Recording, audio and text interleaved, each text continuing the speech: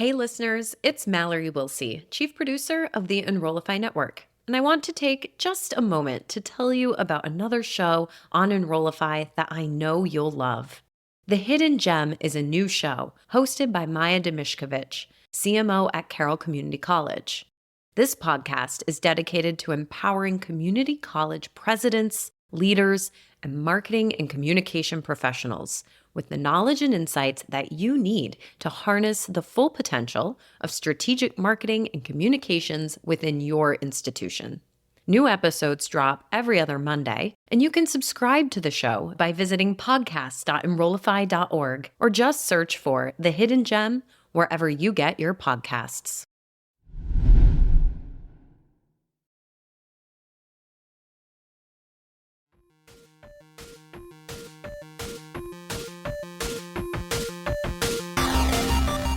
Welcome to the Hired Geek Podcast, where we explore the impact of EdTech on the student experience with engaging, fun, and relevant conversations that honor the wide range of work happening all across the higher ed ecosystem. I'm your host, Dustin Ramsdell, Community Engagement Lead at Pathify. Join me every week for discussions with some of the best minds in education technology. The Hired Geek Podcast is a proud member of the Enrollify Podcast Network, a robust collection of shows designed to help higher education professionals like you grow every day. Explore all of our other shows at enrollify.org or check out some of my personal favorites linked in the show notes below. Enrollify is made possible by Element 451, the leading AI-powered all-in-one student engagement platform helping institutions create meaningful, personalized, and engaging interactions with students. Learn more at element451.com. I am honored to have a very esteemed guest on the show this week to continue our conversation about kind of the ascendant trend that has just kind of gotten a lot of my attention lately. I'm really excited to just be talking about it more, exploring it more with several folks on the show here recently. But we have Ryan Craig with us to talk primarily about his new book, Apprentice Nation, but additionally just kind of apprenticeships in the U.S. writ large. Kind of just, again, this has been something that I've been kind of observing from the sidelines, and I think it's, just sort of due time. We're just seeing, I think, a lot of kind of movement and just interesting stuff happening in this world. So I will leave it to you, Ryan, if you want to introduce yourself briefly, kind of your professional background, and then we'll get into talking about the book and apprenticeships writ large. You say writ large, but it may be more appropriate to say writ small, given the poor state of apprenticeship in America today. Good to see you, Dustin. So I am managing director at Achieve Partners, which is an investment firm focused at the intersection of earning and learning. The one thing we do, we actually build apprenticeship programs in our companies across tech and healthcare. We've done it in cybersecurity and healthcare IT and software development and data analytics and Salesforce and Workday and a bunch of healthcare services areas. I'm forgetting some, but we know a little bit about apprenticeship and the benefits of it, or maybe a better way to put it is the imperative for apprenticeship, which is why I wrote the book. You have that perspective of helping to blaze the trail, like you're in the trenches doing the work and, just thinking a lot about this. So I guess, that idea that inspired the book. So if you want to just kind of give the kind of brief synopsis and sort of how it did come to be, because I think it is that idea. Yeah, it's codifying a lot of, your sort of observations and your experience. First of all, I think it's important to note that, we used to be an apprentice nation, right? The founding fathers, most of them were apprentices. And really, since World War II, we've had this college for all approach where there's one pathway, one, perhaps socially acceptable pathway to economic mobility, and that's college, and preferably a 4-year college and a bachelor's degree. A generation ago, it still kind of worked for most for two reasons. One was schools weren't charging, $60,000 tuition plus $20,000 room and board. And two, graduates would come out and largely get hired into pretty good jobs by employers who were, I talk in the book about the example of Mad Men, right? Like, what did you need to go to work in Don Draper's advertising agency, right? You needed a degree that signified that, you were capable of learning, you accomplished, a pretty, arduous feat over a 4+ year period. And you probably can, deal with Don over a 3 martini lunch But they weren't looking for any, specific skills necessarily. They figured you'd learn that on the job. And that's really not the case today, right? All of those things that Don Draper was looking for, the critical thinking, problem solving, communication skills, surviving three martini lunch skills, that's kind of penny ante for employers today. Now they're also looking for a whole host of specific technical skills, platform skills, business knowledge. So that's the skills gap. And then you add to that this growing experience gap we're seeing, where jobs that used to be entry level jobs are now asking for in job descriptions, either explicitly or implicitly, 3, 6, 12, 24 months of real work experience, which in some cases has turned an entry level job into an oxymoron, right? Like look at cybersecurity, for example. In cybersecurity, a decade ago, a college grad with a modest technical background could get a job in a security operations center as a tier one analyst, right? You're kind of, first row of defense, looking at alerts as they come in, deciding which you can disregard, which you can solve yourself, and which you need to escalate. Today, that job has basically been automated away, and the entry level jobs in SOX are now what used to be the tier two jobs, which demand a CISSP certification, which asks formally for 3 to 5 years experience. So, and my concern is that what automation and digital transformation has done to entry level jobs in cyber, we're about to see generative AI do to entry level jobs across the economy, right? I mean, I think back to my first good job as a consultant, and I probably spent 30 hours a week building PowerPoint presentations. And no consulting firm is going to want their new analysts or associates spending 30 hours a week on PowerPoints. You're going to spend 2 hours a week. The rest of the hard work will be done by the AI, and they're going to want you to spend the bulk of your time on much higher value client work, project work, industry work, you name it. But the catch is that you're not going to be able to do that higher value client work, project work, industry work without having some real work experience, right? So that's what that's what I'm afraid we're going to see. And so, if there's one takeaway from the book, I think it's this, which is, folks in higher ed and a secondary education to some extent really need to think hard about how they're going to integrate real relevant work experience into their educational pathways. Because if you think that in a decade you're going to be graduating psychology majors, history majors, accounting majors, business majors without having given them real relevant, hopefully paid work experience in the field before they graduate, you are doing a real disservice to these students, because they are going to be at the bottom of this experience, not just gap, chasm that we're going to see. So now apprenticeships are a really good solution for that, because apprenticeships are jobs. They're jobs that don't demand skills or experience from the get go. That the skill building and experience gaining is built in to the job. If in a decade we had an apprenticeship for every college, community college, and maybe even high school graduate, we'd look like a very different place, a very very different country, and I think one where there'd be a lot less frustration economically, socially, maybe even politically, because half the country feels like we have this bright shining digital economy, but it's kind of out of reach, and you have to pass through this degree, which is going to take 4, 5, 6 years, which is just not attainable in terms of affordability and in terms of life getting in the way. And so many just sort of give up and say, I did a book tour in the fall, and I would start the book tour with talking about the song from last summer called Rich Men North of Richmond by this Virginia singer-songwriter, Oliver Anthony, which really just talks about how young people, all the jobs that seem available to them are these, crappy frontline dead-end jobs with no career prospects. And that's pretty much right. A couple months ago, I wrote a piece called College or Chipotle, which is basically the choice that we're giving high school graduates today. What's missing is what almost every other developed nation has built, which is a much more built out infrastructure of earn and learn. And so we're missing that element. We're missing that whole ladder here, to our detriment. I appreciate sort of the context that you're giving, sort of that the book is sort of that, idea of kind of giving the history and sort of, other kind of contextual factors that's leading to the current moment and why that is unacceptable and why we should sort of make a change and all that. Cause like even like that sort of situation of like, okay, you're at a consulting firm, analyst, like you're no longer be doing what you used to do because you need to be able to do higher level work because, some of the lower level things will be replaced by AI.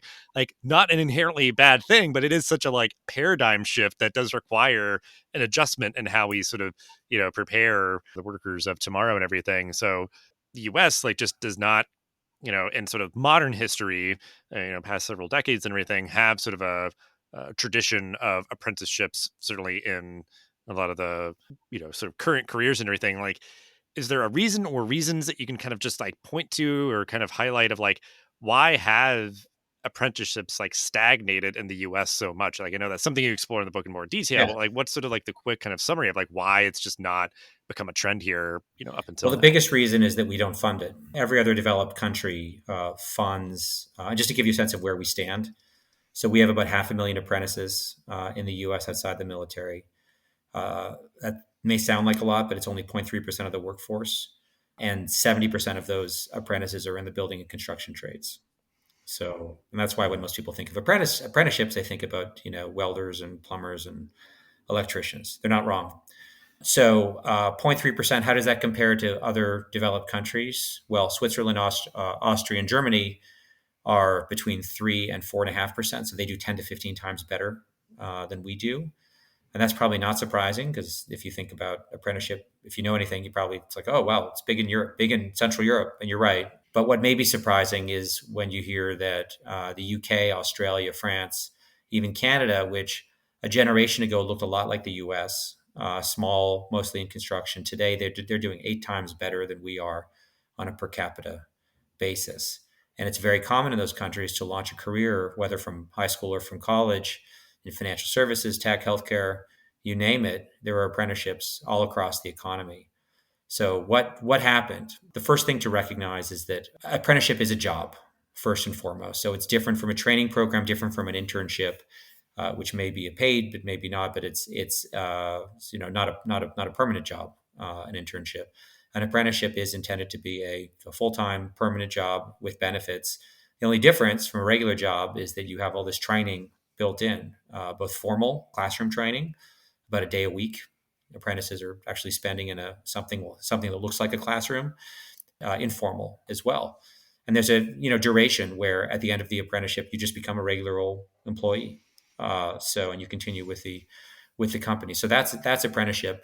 Hard for employers to do. If you look at what a employer who's not currently running an apprenticeship program or hiring apprentices would need to do if they wished to launch an apprenticeship program, there are probably about 10 things they're not doing that they would need to do around the training, the hiring, recruiting, the registering of the program, mentoring. The hardest of which, though, is actually hiring and paying a worker who's not going to be productive for a period of time. That's anathema to most employers and actually runs counter to sort of everything we've seen in the labor market over the past generation, where companies kind of want just-in-time labor and only want to pay for labor that's productive. How do you do it? So the big secret of apprenticeship is that where they thrive in Germany or in the U.S. construction trades, they're not thriving because employers in those countries or those sectors are more benevolent or more farsighted.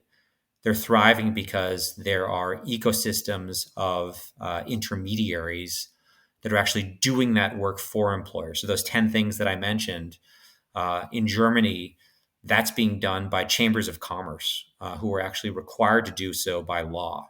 So I laugh every time I see some junket going over to, from Wisconsin or wherever, going over to Germany to look at their apprenticeship program. It's not something we can replicate. We don't have these, in Munich, for example, there are 400,000 members of the Chamber of Commerce of Munich because you can't have a business or be in a business without being a member of the Chamber of Commerce. So when they say jump, their members say how high, and when they say build an apprenticeship program, they do. That's how it works in Germany. In the U.S., it's the unions who are playing that role.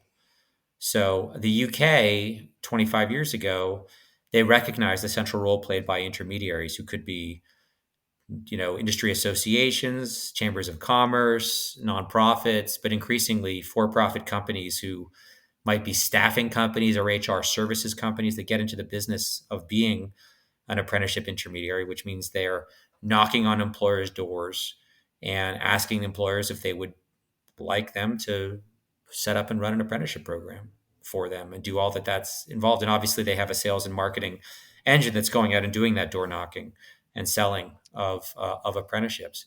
And so the UK recognized that and basically put in the funding to incentivize entrance into that market. And so today you have this really robust ecosystem of 1,200 apprenticeship service providers in the UK that are running around knocking on employers' doors. So you won't find an employer in the UK of any scale that hasn't been approached by multiple apprenticeship service providers asking them if they want help setting up and running an apprenticeship program. But you don't have that here.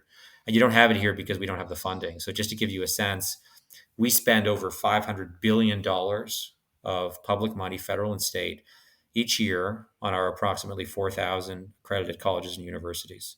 So that's through federal student aid, that's through state programs, that's through state funding of public universities and colleges.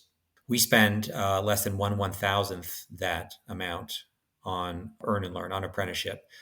Every other developed country is an order of magnitude or two higher.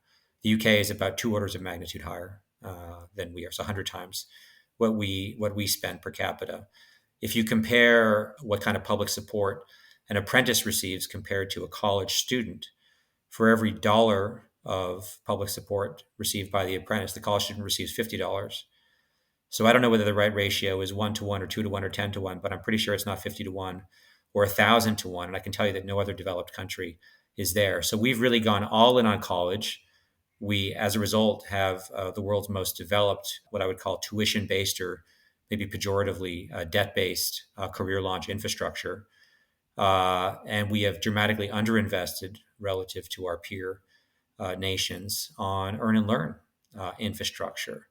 And that's really a problem because, as I said at the top, the skills gap of increasing skills that are actually harder to learn in a formal classroom than they are by doing a lot of these digital skills, and the experience gap that we're seeing and is likely to explode with AI is really going to put a premium on earn and learn and make it much harder for students who are taking that tuition-based or debt-based career launch infrastructure. So it would behoove us to get this right.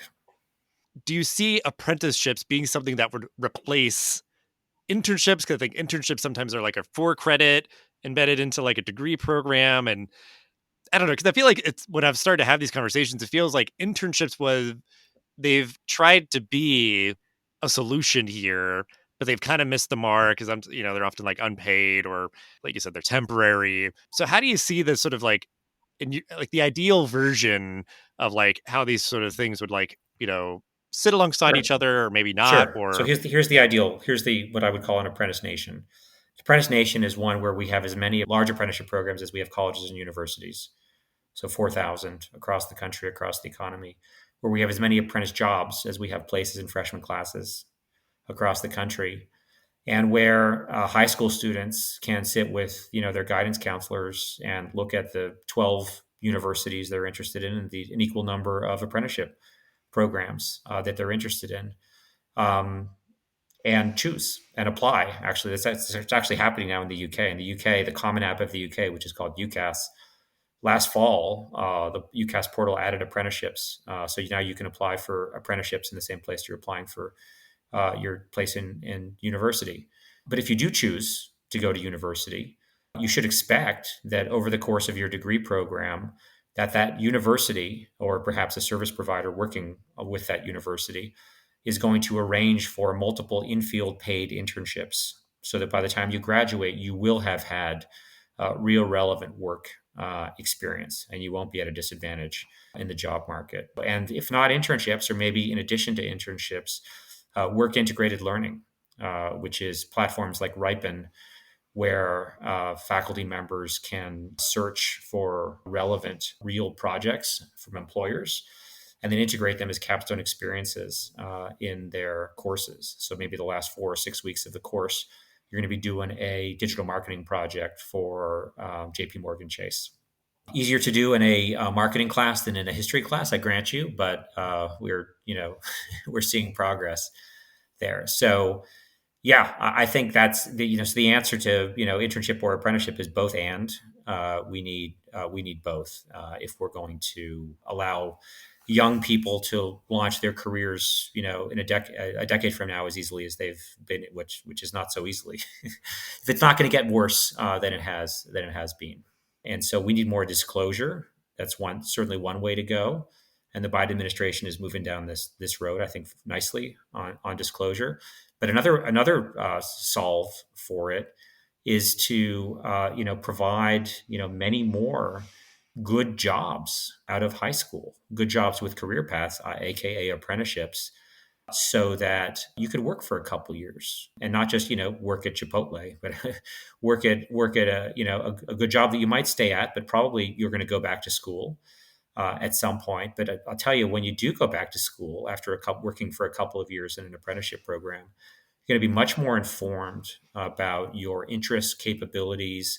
You're going to be a much better consumer of post-secondary education, particularly those we should care most about, right? Underrepresented, minority, low income, first generation English as a second language students.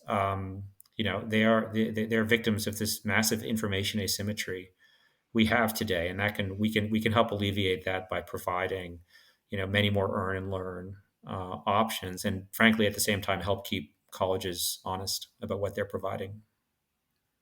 I was thinking of too that sort of like example they gave, like, oh, college or Chipotle, and then like, and I think they are like one of the companies that like have tuition reimbursement or programs that support students to go to college and everything. But it's even that idea of like, sure, but like maybe these companies, it varies how much they're covering in terms of like fees and tuition, textbooks, whatever else. But like that there's still at least like that disconnect. Like you're working day to day so that you get that benefit to pursue, the credential of your choosing, but there's not, or I assume most likely there is no sort of symbiotic kind of like cycle of like, okay, what you're doing day to day is sort of feeding what you're learning in the classroom and vice versa. Like an apprenticeship being like a deliberate thing where you're working, applying, learning hands-on, you have that sort of learning space and everything. Like it is such a like important distinction, and like a positive one, like how, apprenticeships are different from anything Yeah, else really that's out totally. there. And then I need to be fair to Chipotle.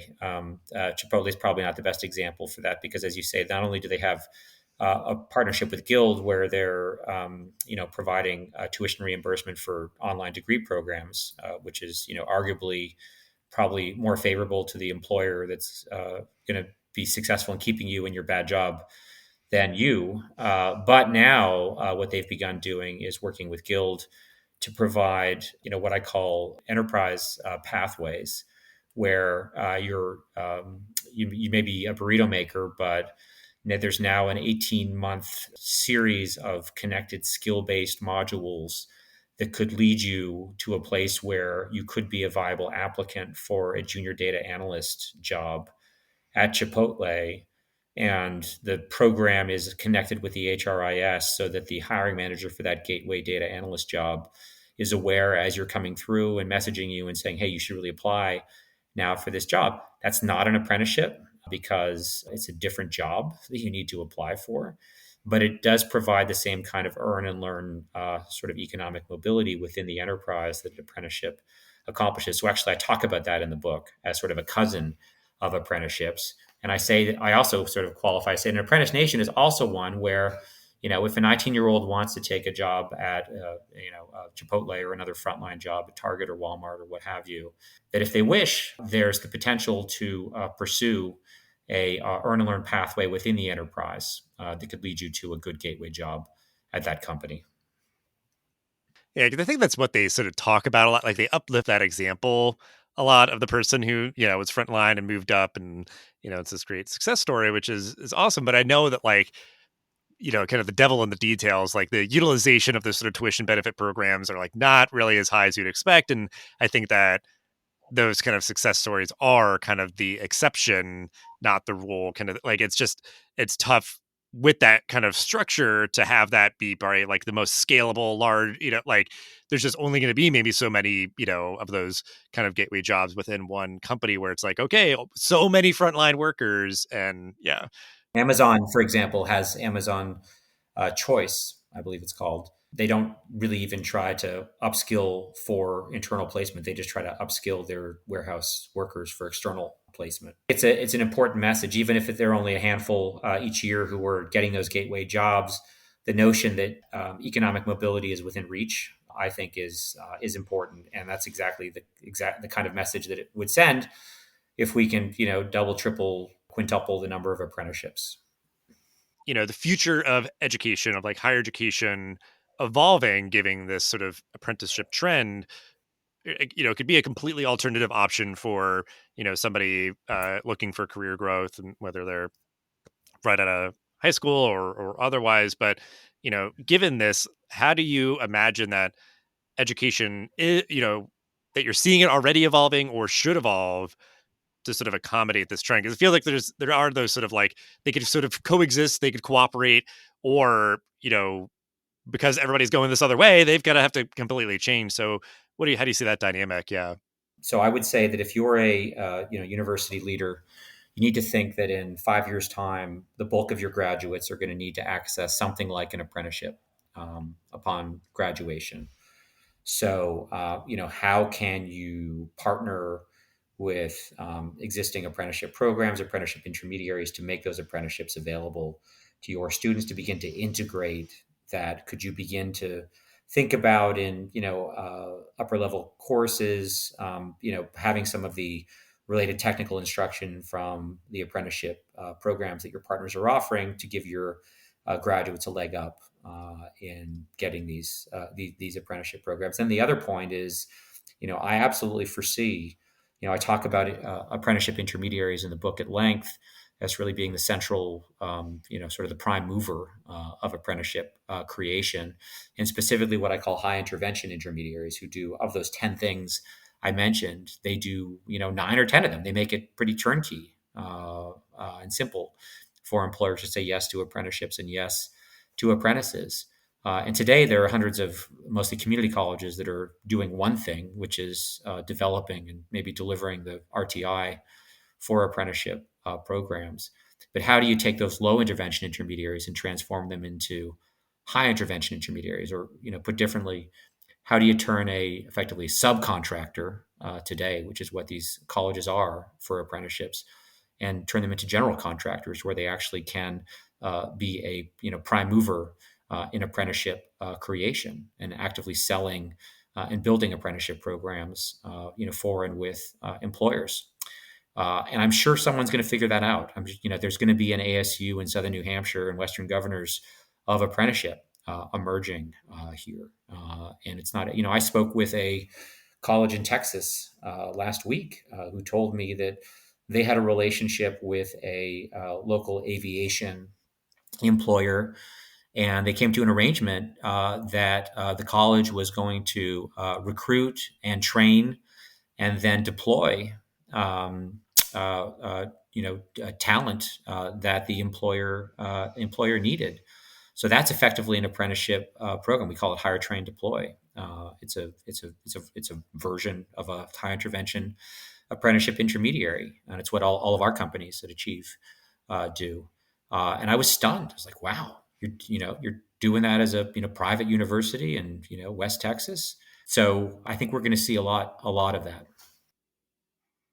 As somebody who's worked kind of, on campuses and with campuses for my entire short career up to this point, but like that they, institutional leaders would see, like you said, like they sort of like intermediary kind of like organizations and stuff that can, support them and sort of amplify and supplement, their standing as this institution that, is part of the community and, has so many resources they can, kind of evolve and, leverage these intermediaries to make sure that they're properly educating and training and supporting, these sort of pathways where it's like, yeah, like a lot of people go to college to get a job. Like that is just a very explicit sort of quantitative kind of outcome that they're looking for. And it's like, yes, a lot of learning and growth and development, is part of that. And, you're building social capital and all these things. And like, I think that's so much of what like, my background is in and is sort of baked into kind of the college experience, as I say, kind of in air quotes, but the idea that it's like, okay, let's work with these really good partners to sort of amplify that even further to make sure that we're not missing sort of blind spots, I guess, in the sense, like you said, of the right certifications, the right skills, the right sort of experiences, and kind of just making a very streamlined, kind of seamless pathway from like, you know, I guess the example that I'm thinking of is like this student who, is just like kind of committed to getting their bachelor's degree, but like that, yeah, they're not sort of falling flat after they walk across that graduation stage or something, like they likely knew before they even like finished what they were doing, where they were going, and that they were going to be like really well prepared to be successful, to kind of have even just that kind of like, kind of stepping stone where it's not just like, yeah, you were like in the classroom learning things and then that immediately ends and then you're just working completely. It's like an apprenticeship feels like such a natural kind of continuation of like, yeah, you're still learning. You're just starting out. We're going to make sure that you're still like reflecting and processing and sort of, having that experience as you're starting to, spend most of your time working, but not all of it. Like that just feels like such a natural continuation and such a natural opportunity for a higher ed institution, to kind of like bridge that gap and everything. And Yeah. I guess, yeah, I'm just like speaking very much from the higher ed point of view, but like that I hope that they don't see, these out, these like, outsiders, these out, apprenticeship kind of intermediate organizations as sort of Well, but again, interlopers or those sort of things. Like there's every such a good college has the opportunity. potential to become a high intervention apprenticeship intermediary, and it's going to require, you need to build a sort of employer facing sales, marketing, business development engine, which is not your current career services office for sure. um, but there are ways to do that, or ways to partner to accomplish that, so that you can become an engine for apprenticeship development for the benefit of your graduates and students. And think about, we've had companies partner with universities that have then turned around and said, we are now partnered with this apprenticeship program, and they're hiring hundreds of our graduates each year and using that in their marketing for prospective students. That's something that I think prospective students already value quite a bit. Right. Like you said, like try to take out some of the uncertainty, like if you could get a more clear kind of disclosure of like, yeah, we work with this organization. They really, leverage our graduates to end up in a variety of places and have these sort of experiences as they, kind of finish their formal academic studies and that sort of thing. So yeah, that makes a lot of sense to me. Exactly. It's a continuation of the pathway. I mean, one thing I think we can say about, sort of the boom in master's degrees over the last, 10, 15 years is that young people are they are very interested in, formal pathways that are supposed to lead somewhere. And the labor market is just messy and difficult, right? It's been documented that if you look at the top six majors and you look at the jobs that they're going into, it's like a giant swirl. There's really no connection between the major and the job. It's a big mess. We don't have programs that lead to careers and lead to jobs by and large. So really building those pathways and reducing the risk and uncertainty will be very appealing to students.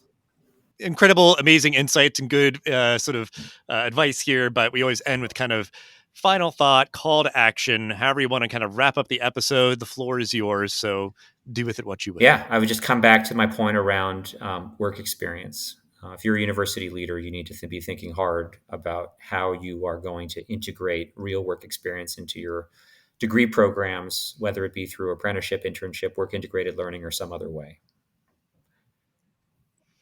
Yeah. Well, because I think too, when these conversations that I've had, like it's been kind of maybe like the onus has been put so much on the student to be like, go find the internships or go do these things. And it's, if at least like institutional leaders are thinking a little bit more intentionally about how things are kind of like embedded, and maybe there are these, intermediary kind of organizations that can really, just make things more seamless and not just have it be kind of a roll of dice of like, okay, if this one student is just really good at hustling and, networking and doing these sort of things, they could have like an amazing internship that's very, formative and educational. So, absolutely good kind of final thought and call to action for what institutional leaders should be doing, to develop their strategy in this area, and ways to connect with you, and the Apprentice Nation book in the description for the episode. So, just thank you so much for all of your insights and knowledge that you've shared here, and for taking time out. Great to be with you. Thanks, Dustin.